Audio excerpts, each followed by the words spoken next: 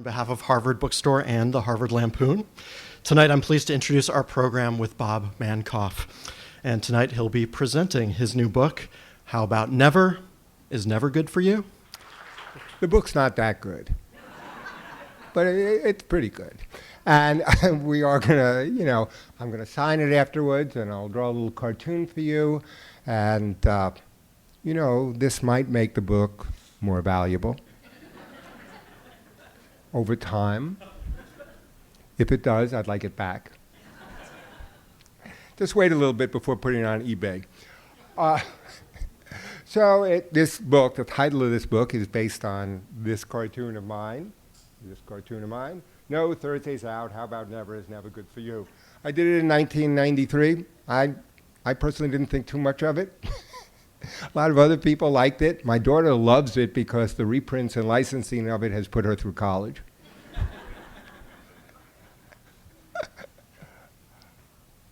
And, it's in the Yale Book of Quotations. I mean, come on, that's pretty impressive there. Right next to that famous humorous Mao Zedong. Eventually you can't fight the crowd on something like this. Nancy Pelosi, when she was on The Daily Show, used it sort of as an aphorism. When the Republicans come in, they said to the president, how about never? Does never work for you? People always get it slightly wrong. It's on panties and thongs. Also available for signing. Really, I never get a dime from that. I get the free thongs, but I don't know. Not that important.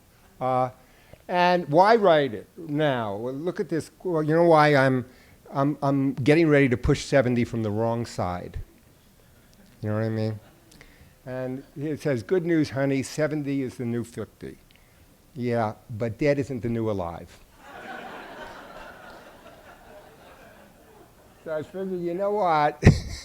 Let me do this now. Let me have a memoir while I have memory enough to memoir with. So I know when I'll be able to use this line. How about never? Is never good for you? I got a feeling it's not going to impress. Cute, let's go.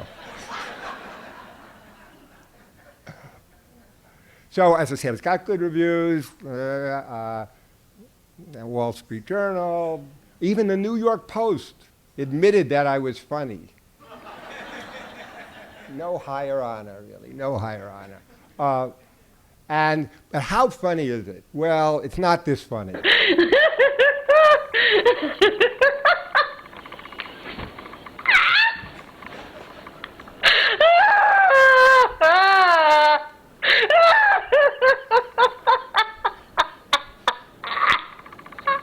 That's my first wife. That part of the relationship was fine, but and just to brag, see, it's number 15 on the New York Times bestseller list, and I was trying to think, well, what could I do to? So one thing I thought, because I saw that O'Reilly is number 6. So I want to include, in the next reprinting chapter around dieting, of course, and something saying I had nothing to do with the killing of Jesus, Lincoln, or Kennedy. But then I also see that, look, Simon, the story of the Jews is 13, and really, a lot of this book is the story of a Jew. So if you're thinking of buying that book, if you want it more compressed. Now, part of that I do talk about, this is a book, and I talk about the influences. It's a memoir, really, of my life, and it's got lots of cartoons and lots of text. And I talk about the influences, and one of the influences being Jewish. And in that first chapter, the title of the chapter, I'm Not Arguing I'm Jewish, comes from my courting of my third and best wife. Whose name is Corey Scott Whittier, who is not Jewish and is very much a WASP, and we were getting along fine, and I thought we were just having an absolutely normal discussion. And she said, why are you arguing with me? And I said, I'm not arguing, I'm Jewish. But I'm not this Jewish. And remember, if you need anything, I'm available 24/6. Part of what I do in this book is really I go through a history of cartooning itself, going back for the origins of the word and punch when it was an underpainting in the Renaissance and how it became called a cartoon and a humorous drawing. And I show a little bit, I show actually a lot of the evolution. This is really compressed. Punch magazine really, they didn't invent the word, they invented the word inadvertently as a humorous drawing because in 1843 Parliament burned down. And Punch was a humorous magazine just starting at that time. And there was a competition for new paintings to adorn Parliament. And Parliament was in a terrible poverty-stricken area. But the competition was cartoons of the painting. Cartoons meant just a drawing at the time. Punch parodied this. And they started calling their versions cartoon number 1, cartoon number 2. Eventually that became a humorous drawing. By 1899, when this cartoon came out, that's what a cartoon meant, although how humorous it actually is, you can decide. Okay, the point of view, very detailed drawing. Exasperated old gentleman to lady in front of him. Excuse me, madam, but my seat has cost me 10 shillings, and I want to see your hat. The lady, my hat has cost me 10 guineas, sir, and I want to be seen. That's a short one. So cartoons were very, very, very much drawn out, and they remained that way in the 1880s and 1890s. The New Yorker did not invent the magazine cartoons. There were humor magazines in America. I talk a little bit about that. But really, by the 1930s, the New Yorker had compressed the caption. Or even by the late 1920s, there's sort of a famous old New Yorker cartoon that older people will remember from 1928, where there's a mom at a table, and there's a little Lord Fauntleroy child. And the mom is saying, eat your broccoli, dear. And the child is saying, I say it's spinach and the hell with it. Now, that was actually sort of a revelation for that time. It's really the equivalent of saying, fuck it. But it's still this two-line, this back and forth. And the magazines were filled with what are called these he-she jokes, because usually it was a man and a woman. It took James Thurber in 1932 to compress it almost to its ultimate, a single word, with this cartoon. Touché.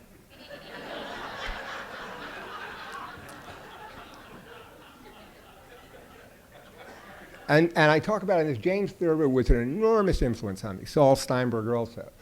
James Thurber, because when I looked at James Thurber's drawing, I said, well, I can draw better than that. I had gone to the High School of Music and Art. I talk about this in the book. And what I later came to realize, and what Thurber had, which was actually rarer than the ability to draw well, is good, bad drawing, where everything, is perfect. And while we have great draftsmanship, we also have a lot of good, bad draws.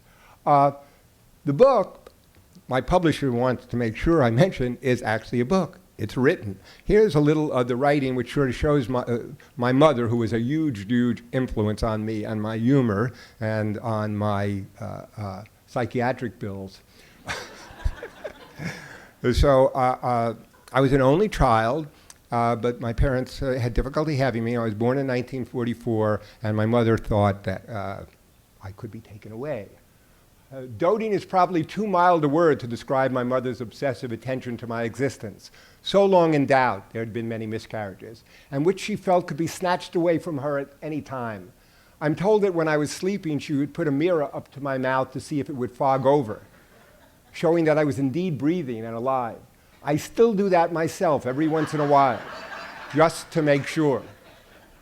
I think Molly, that's her name, Ministrations, instilled in me a potential for hypochondria, a potential that has been fully realized and that has made my way into a number of my cartoons with the name used, no coincidence. Here's one of them. Well, Bob, it looks like a paper cut, but just to be sure, let's do lots of tests. So I'm always going to doctors. I don't necessarily panic, but I'm always making preparations to panic.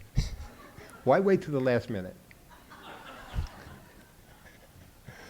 So last year I went to the doctor and someone he said, it's not that big a deal, it's just a routine procedure. I said, well, it's routine for you, but getting split open and have my inside moved around, I don't usually do. What I do most of the time when I'm not on the table is I look at cartoons. And a lot of the book has to do with my judgment and evaluation of cartoons. I see about 1,000 cartoons a week, about 500 from our regulars, and of course, there's very rarely a person who doesn't have an idea for a cartoon. I'm sure many of you are sitting out there. Going back to the doctor thing, I was getting examined for an arrhythmia. I think it was real. And so the guy, to put you at your ease, he says, the cardiologist says, a little chit chat. So what do you do for a living? I said, well, I'm the cartoon editor of the New Yorker. All the machines go off. I have an idea for a cartoon.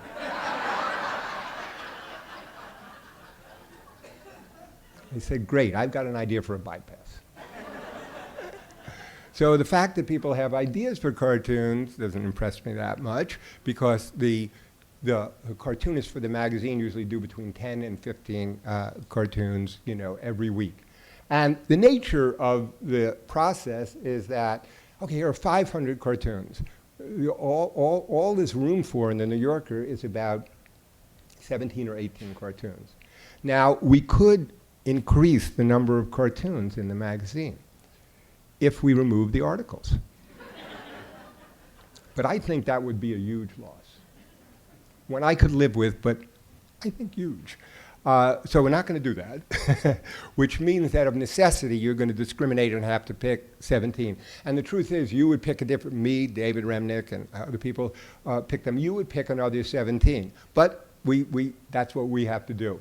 And where did the cartoons come from? Cartoonists. In fact, people say, well, can anybody get a cartoon in the New Yorker? Actually, every Tuesday, I have an open call, so anyone can come in, and as long as they don't have, explosives strapped around their waist. And we will see them, and I will see them. You just have to make an appointment. What most people can't take, actually, is rejection, and that's really the nature of the business. So everybody comes in, and they get rejected. Oh, this really is a feeling crowd. They felt bad for the people in the slide who got rejected. And when young cartoonists asked me, well, how many, and in the book I go through my own experience, asked me, well, how many cartoons should they do every week? And I say, do 10. And they say, why 10? And I say, because 9 out of 10 things in life don't work out. And the difference between amateurs and professionals is that amateurs really like what they do.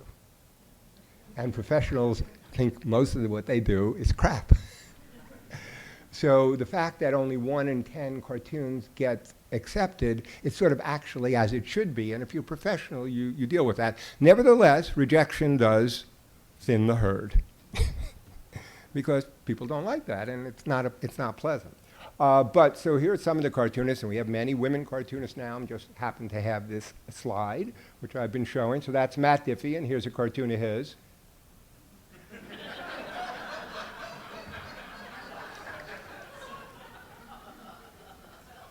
And I'll read these, and here's Drew Dernovich. Accounting night at the Improv. Now is the part of the show when we ask the audience to shout out some random numbers. Paul, oh, sorry. What happened? I got to go back. All right. Technical difficulties. Now returning to our show already in progress. Okay, you saw that, and Paul Noth, and this cartoon is, he's all right, I just wish he was a little bit more pro-Israel.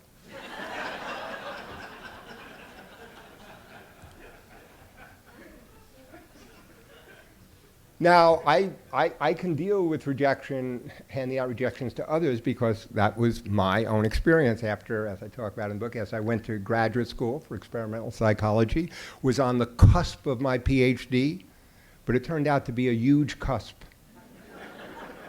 Just went on forever. And I quit graduate school, and I decided to become a cartoonist, and that was in 1974. And between 1974 and when I sold my first cartoon to the New Yorker, I submitted 2,000 cartoons to the New Yorker magazine, which were rejected. And I was selling to other places. So rejection, eventually enough to paper my bathroom. But then, magically, seemingly, this rejection notice changed to this.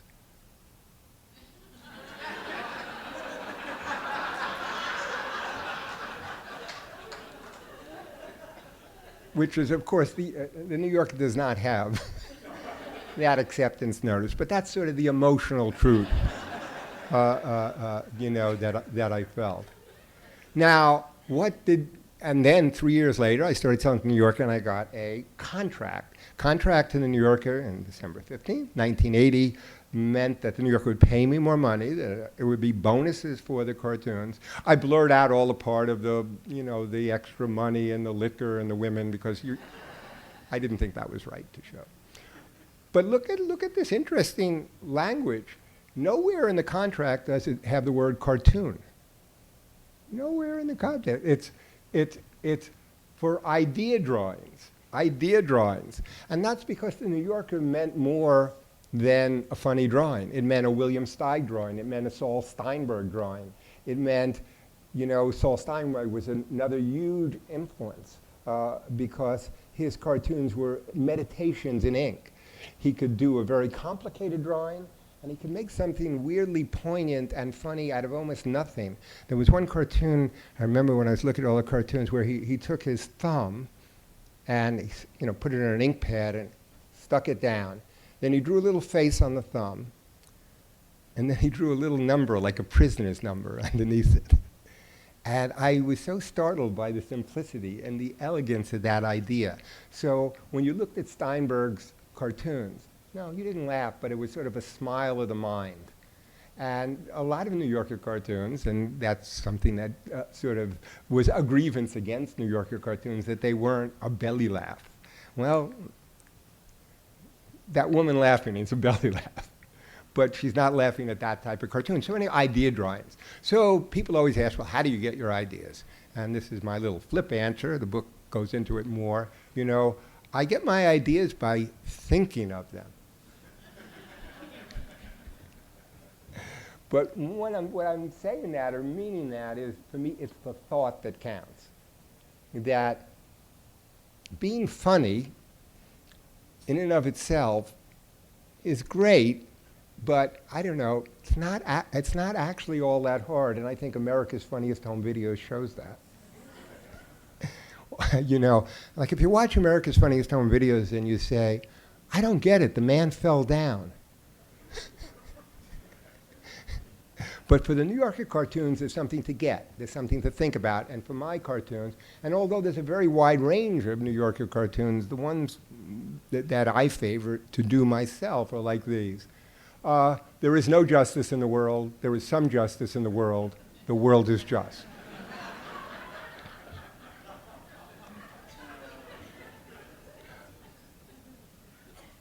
This is called What Lemmings Believe.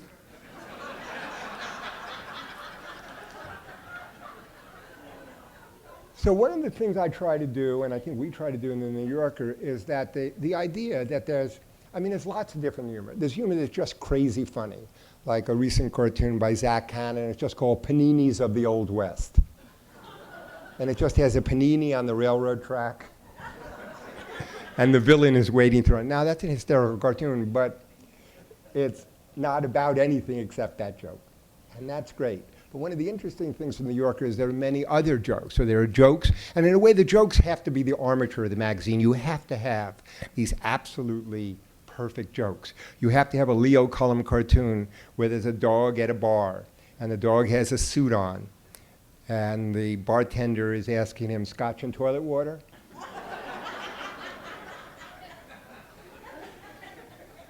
And that's funny, but one of the things about the New Yorker cartoons, one of the reasons why I talk about a chapter in this book about the cartoon banks is people reprint them.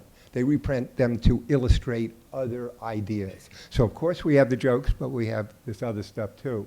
Now, a little wonky stuff here for how I construct. I talk about just, how do you, people go, you write the captions. Do you edit them? What do you do? Why do you write the captions that way? Now, a lot of humor is always about everything that in some sense is bad. Something has gone wrong. There are no cartoons about good marriages or pleasant vacations. And even here, what's happening in some way is not really pleasant. And what there is a conflict. So at the heart of it is for this cartoon is a conflict about how we should behave and how we want to behave. And he is trying, in the syntax, I'm trying to convey both ideas. And that's why the syntax, the structure of it is polite. No, Thursday's out. How about never? Is never good for you. You need is never good for you to continue a polite message, which is also rude. So, I don't know, it was a 60 minutes. I sort of want to show a little bit what sort of goes on in the office. And in case you didn't catch this is a little excerpt from that. Hey, how are you? Paul. Robert. Well, I suppose you came in here to show me cartoons. Every Wednesday, a nervous band of ink-stained wretches gathers at Bob Mankoff's office, So let's see what you got here. All right. hoping against hope to sell him a cartoon. As for what they're paid, no one's talking.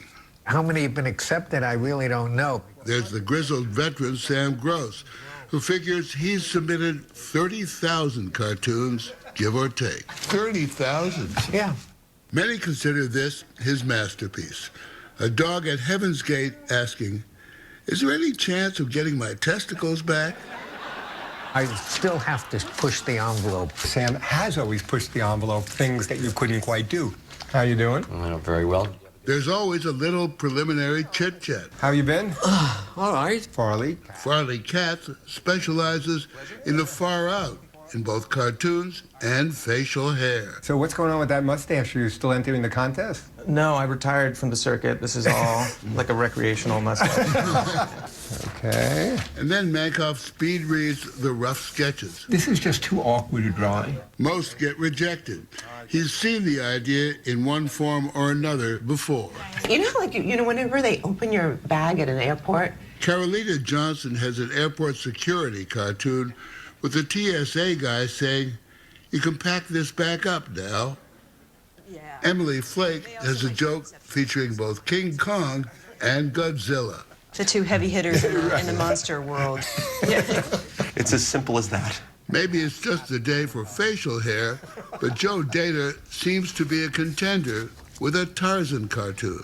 The apes are saying, we found you and raised you as one of us. So we were just wondering, at what point did you learn to shave? Can I say, I have researched this. There is no iteration of Tarzan in literature, comic books, or movies in which he has facial hair. It makes no sense. Right. Here's some of the stuff around. This is just stage one, thinning out the candidates to take to the magazine's editor. This is a little bit too straightforward. He's largely non-committal, pleasant but blunt It won't look right in our magazine. when a drawing simply isn't good enough. We're not that impressed. Okay, next. It doesn't have enough charm. So that's sort of what it's sort of what it's like, except Morley Safer isn't there, of course. But really, most of the stuff that comes into the magazine is not people who see them, but people, Roz Chast or Jack Ziegler or Charles Barsati or Bruce Eric Kaplan are mailing it in. So and then I have to look at the cartoons. Now, people say you have the best job in the world. Now, I have a great job. Can't deny that. But my job, I know you're going to really, your heart's going to go out to me, is to evaluate cartoons, not actually enjoy them like you're enjoying them. My job is so that you enjoy them. Now, you really feel for me, right? Look how much I'm sacrificing. So in terms of laughter, I don't laugh. Because, and you wouldn't laugh either if you were looking at 500 cartoons, not because they're bad, but because you'd be evaluating the cartoons. If I asked you to evaluate humor at all, if I say, okay, I want you to pick your 10 favorite comedy movies, and now you're going to watch them on DVD, and now you're going to rate them, which is sort of what I'm doing, you're going to be able to say absolutely, and it will correlate with what you really think is funny, but you won't be laughing. And partly the other thing is that humor is essentially a social response. This is a sort of ideal environment for it.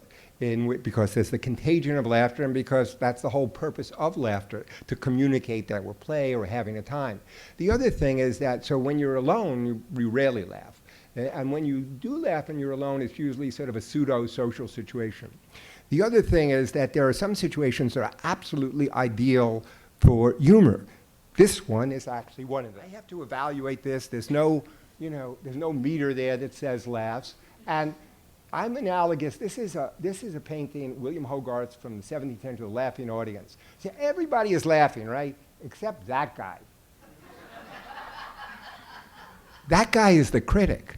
That's the guy who is evaluating it. That's sort of the situation, that I'm in. And I have to sort of watch out, truly, actually, that I don't become that guy. And one of the things when people say, how do you judge humor? That's the thing. I do anyway, and I mean, maybe it sounds crazy, and it is crazy, is I have to evaluate the biases that are actually happening, that do happen. So let's say you were a naive bonbon taster, and your job is to taste bonbons, how good they taste. And the first one tastes delicious. And the 10th one doesn't taste bad. The 100th one, you're a little bit bored. So I'm trying to factor that in. Of course, from the Cartoonist, this is a little film I'm going to show by Matt Diffie, who was one of the cartoonists you saw, and so how he imagined how this experience was transforming me. Ooh, no.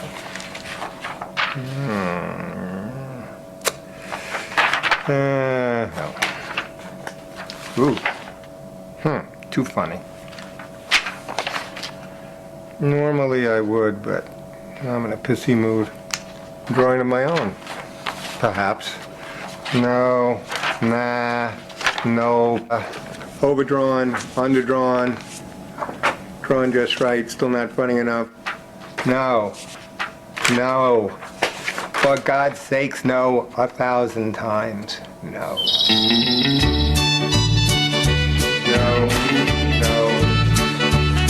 Definitely no. Got lunch. Hey, that's good. Yeah, what you got there? Got a ham and Swiss on rye. No. Okay, pastrami on sourdough. No. Smoked turkey with bacon. No. Falafel. Let me look at it. No. Grilled cheese. No. BLT. No. Black Forest ham and Munster with apple mustard. No. Green bean salad. No.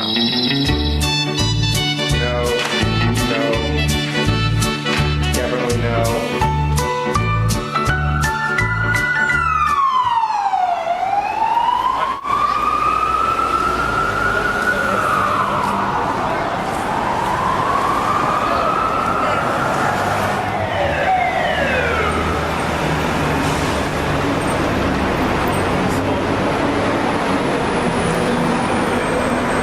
No, get out of here.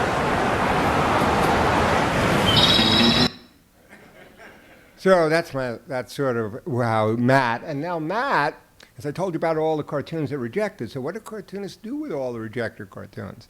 Well, Matt Diffie put out a book called The Rejection Collection, cartoons you never saw and never will see in the New Yorker. And that's one thing I talk about, the book, framing, context, how context influences humor. The New Yorker is not an isolated comedy environment. Once you create an isolated comedy environment, different things will be funny. So right on the cover, what do we have? We got a wino who's also a ventriloquist, and the dummy is thrown up.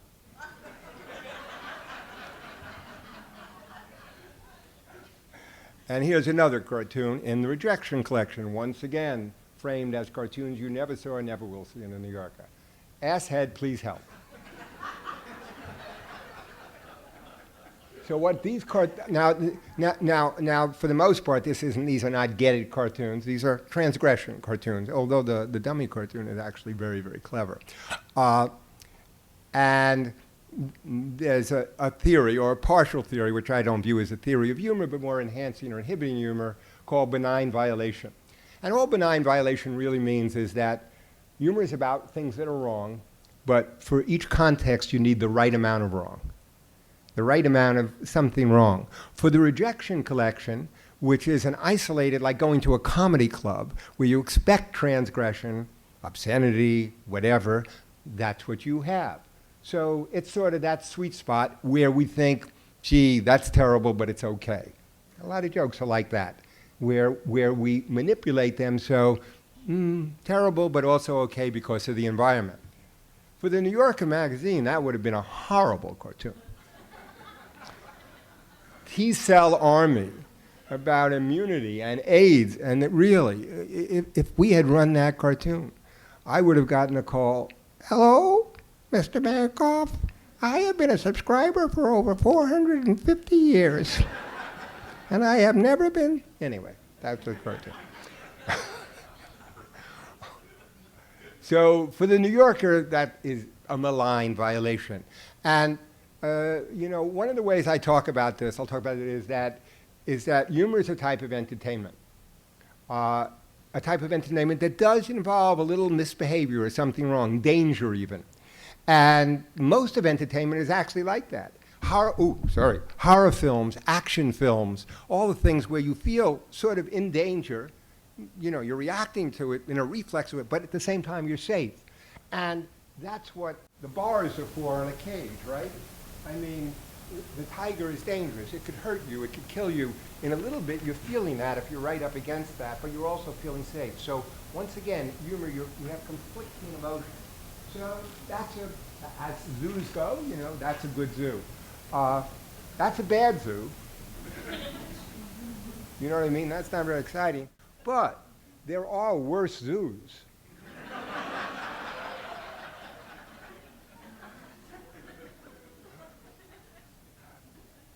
Another way, now I'll get all, what? This is science now. You didn't think you were going to get that. That's a graph. That's an abscissa and, an ordinate, for God's sake. Anyway, this theory about when we find things funny, and that we have to be, that either we're in a playful mood or a serious mood. And when we're in a serious mood, we actually like to be calm and, focused. But when we're in a playful mood, things that would normally make us unhappy or even repulse us, we like, So the rejection collection is basically about play. We're going there for play. We want to be excited. It's like going to an amusement park.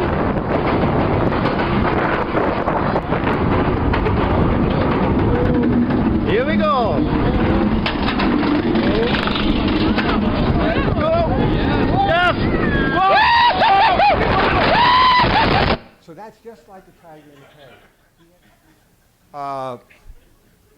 So I do respond time to that person. I actually wrote back and said, they do not suffer.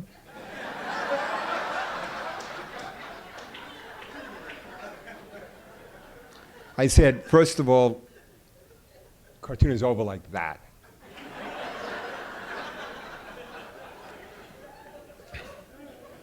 And secondly, we use anesthetic ink.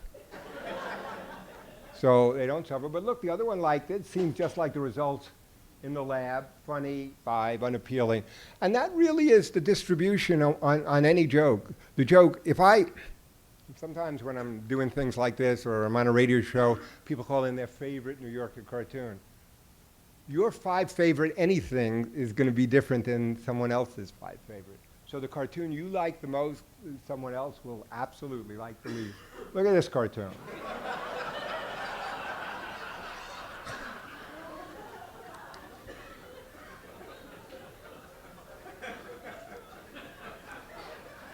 Now that's an interesting cartoon because it depends.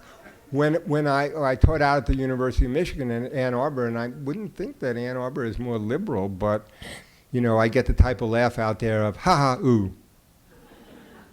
Sort of, that's funny, but I drive a Prius and I care about it. It was a mistake. The laugh was a mistake. Now this cartoon is actually quite skillful because when you go back to this idea of the right amount of wrong, it is wrong. This is right after 9/11. I figure if I don't have that third martini, the terrorists win. And that's another way in which humor can deal with sort of complicated issues that are very sensitive, especially right after 9/11. Here's another one, right after 9/11 in this cartoon, a couple of weeks. I wouldn't mind living in a fundamental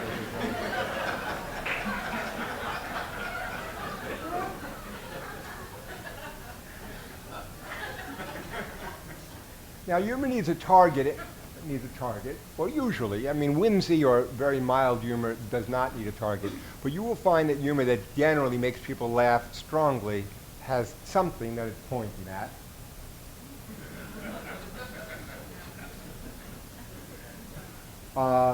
But the interesting thing about the targets for the New Yorker is that pretty much the target is ourselves.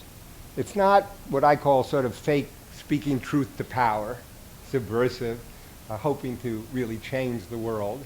It really pretty much accepts that we're going to make fun of ourselves, but we're not probably change either. I mean, I once did a cartoon where it's two people, it's a man and a woman, and the man is saying, look, I can't change. The best I can do is pretend to change. And that's true. Look at this cartoon. It's 2 years younger than you, 12 years older than you, 3 years your junior, your age on the box. It was a great cartoon by Roz Chaz. But this cartoon is about us. It's about everyone. It's about our own narcissism, our own mortality. This cartoon, excuse me, I think there's something wrong with this in a tiny way that no one other than me would ever be able to.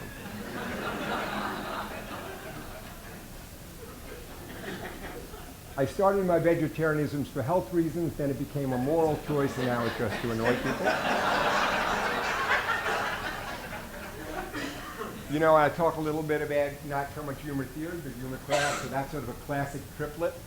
You know, if you're gonna set up things where the humor is going to be a surprise, it's the surprise you expect at the end, so you're going to have. So the narrative always changes from what seems like positive to negative. The thing is, humor can never elevate, it can never praise, it must always diminish. So I started my vegetarianism for health reasons, then it became a moral choice, and now it's just to annoy people. In the same way, I would do a cartoon. I have a cartoon in my book in which it has accounting department, one door, legal department, and the third door is jail. When we do cartoons on social issues, by the way, what's your position on same-sex marriage?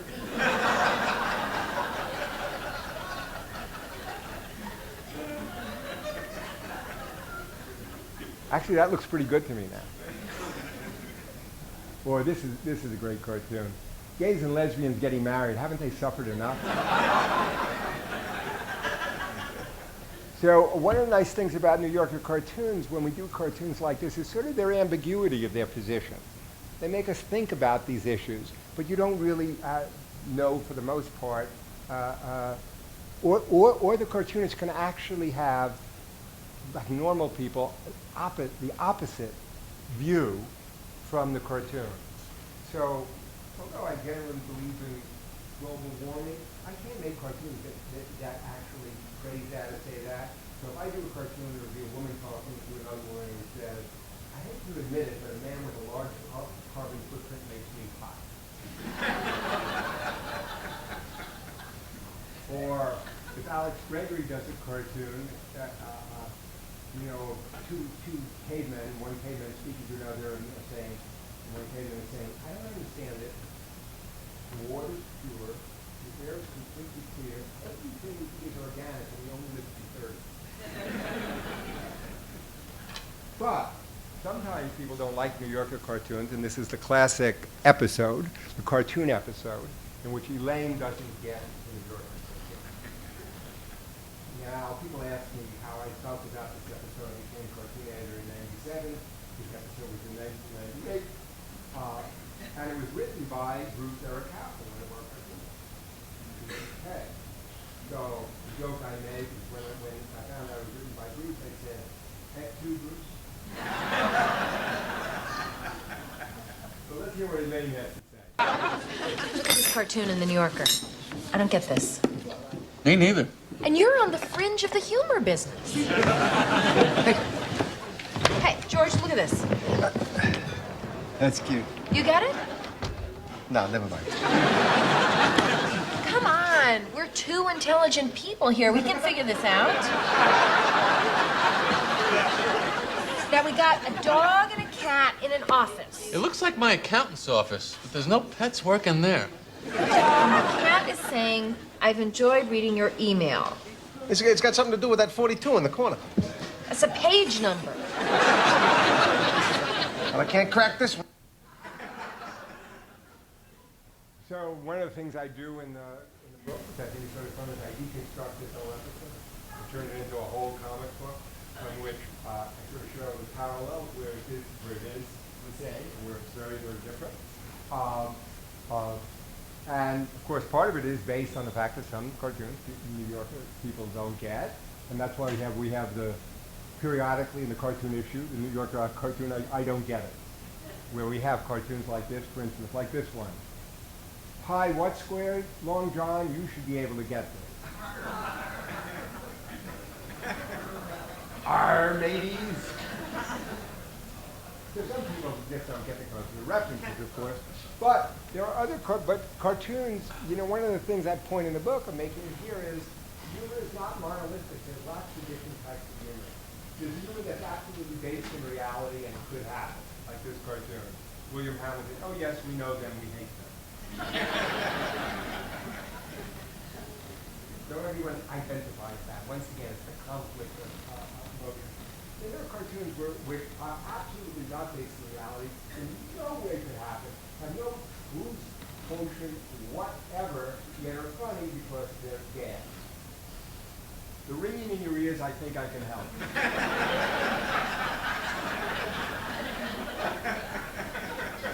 You're putting together two different things to get the joke, okay? Or, you know, a cartoon in which it's Einstein in bed with a young woman, and Einstein saying, "For you it was bad."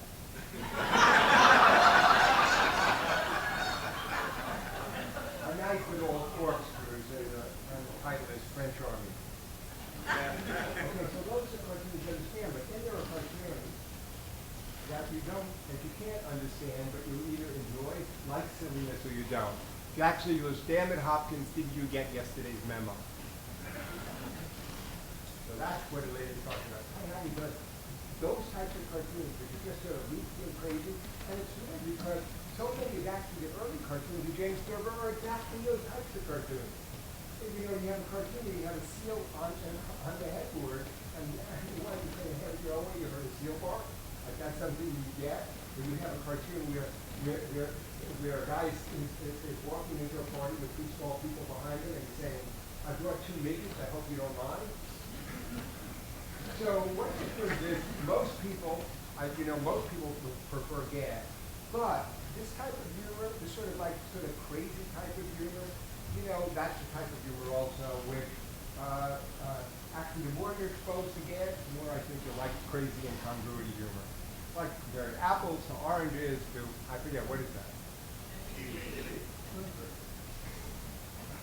Now, of course, I want to tell you how to win captions, you don't have time for that. That's why you have to read the book. But you know how hard it is. What would a police duck say to a suicidal bear? You can bear it? Oh, God, that's terrible. I'm never going to win this thing. What are you doing? Find the cartoon on our website. Come up with some words for a caption you like. Try to make it feel like a hand in a glove. That's the kind of writing that we're likely to love. Captions, they keep on arriving. Contests keep on striving.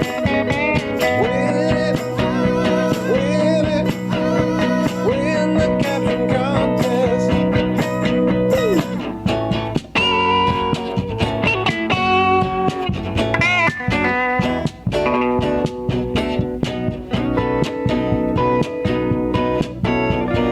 Try to keep it clean for our readers. Try to make the day, put a smile on their face. If you make us laugh and you ain't on our staff, then you are in the running for a final place. Captions, they keep on arriving. Contests keep on striving. Win it, win the caption contest. All right. All right. One thing to remember about the caption contest is sometimes the simplest caption is best. And that's what I hope I've done in this little interlude. Maybe stop and think about the New Yorker cartoons, and maybe you'll buy this book. And thank you very much. I'll answer some questions. I have no input or I have some input in this way in terms of the size. Sometimes it's too small. The magazine gets put to bed very late because the articles are coming in. Sometimes they're being edited, going long, going short. So that happens, past my bedtime. But I look during the week. I mean, one of the things that we want to make sure is that there's pace. So you don't, it's not so much the position in the magazine, but you don't want 2, 3, 4 verbal gags in a row. My idea when you look at the magazine is it's sort of like a museum of cartoons and humor. So you might have a real far out crazy cartoon. You might have a cartoon that's like drawn amazingly well, and then sort of a cartoon that's completely loopy. You want variety. I mean, from a psychological point of view, there's sequence effects, satiation effects. So I am aware of those. Also, the cartoons can never refer to anything in the magazine. So it's interesting. It gives the New Yorker a type of space, air. Yeah, other question? Covers, that's Françoise Moulet. She does the covers. She will have a book out too, I'm sure. She actually has a book out. It's a great book called Covering the New Yorker, yeah. I do, but naturally, I'm the guy, I created the Cartoon Bank, which licenses them. I really help select them. So there's a conflict of interest, right? Of me drawing, selecting, licensing. So I'm aware of that, and that's why I've created a Blue Ribbon Committee, which I'm heading. I think I'll be okay. I draw less now. One of my real interests is in mentoring, and that's what a part of the chapter of this book is about, of a whole new generation doing this very old form. People in there, and that's what you saw in that clip. Yeah, any other questions? Yeah. George Booth still is around, but not many of his cartoons appear anymore. Well, I think that's a really important point. And when a cartoonist comes in, everybody starts out, and that's part of what I talk about in this book. You start out by imitating, copying. Sort of like when you learn to write cursive, you copy it, right? And in the beginning, when you get it right, it looks just like the Palmer script. I never did, I'm lefty. But the thing in cartooning is eventually, and that's why you need the process of doing thousands, your voice comes out, and the voice is in your hand. It starts to do the things, it becomes the thing, and a lot of that is unconscious. And everybody doesn't have that voice, and so one of the things, it's not just the voice in the drawings, it's the voice in the humor itself. Jack Siegler has a voice, I think I have a voice, Roz, Bruce Eric Kaplan, and when cartoonists come in, I say, I'm not really looking for, often people think what we're looking for is cartoons. We're not hard up for cartoons, okay? We're looking for cartoonists. And for the New Yorker, I think that's something special. Yeah, go ahead. We do it all the time. It's called editing. I don't know if we say it's fabulous, but I say, it'll certainly be better if it's done this. And, let me see, I'm trying to think of one. I can't remember where it was. Mick Stevens had a B on the phone. And somehow, so I edited his caption so it was, all the B was saying on the phone was, busy. But the way Mick had written it was basically the same joke, but busy occurred too early. You generally wanted it at the end. Yeah, any other questions? Yeah? Are all of them hand-drawn? Do you accept them on computer? Everything except skywriting. Just so hard. Well, yeah, Alex Gregory draws all his cartoons on the computer. It doesn't matter. I mean, why should it? So a lot of people are drawing directly on the computer. Some are scanning, and I do that sometimes, and manipulating. I think there's something that's a little bit nicer for things that are going to appear in print on paper. There's a liveliness often than you find that for most people, rather than, let's say, go into Photoshop where you'll get like a very homogeneous tone or grayscale. I don't think really that looks as good. Other questions? What kind of humor makes me laugh? The funny kind. No. You know, it's interesting. I go back to, the things that the Seinfeld makes me laugh. Anything that's really well crafted, something like that. I was enormously influenced, growing up by Woody Allen. I think Monty Python was a revelation to me, and just the craziness.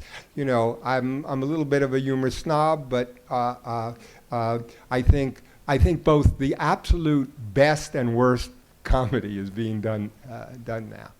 Groupies? I hope so. Okay, thank you.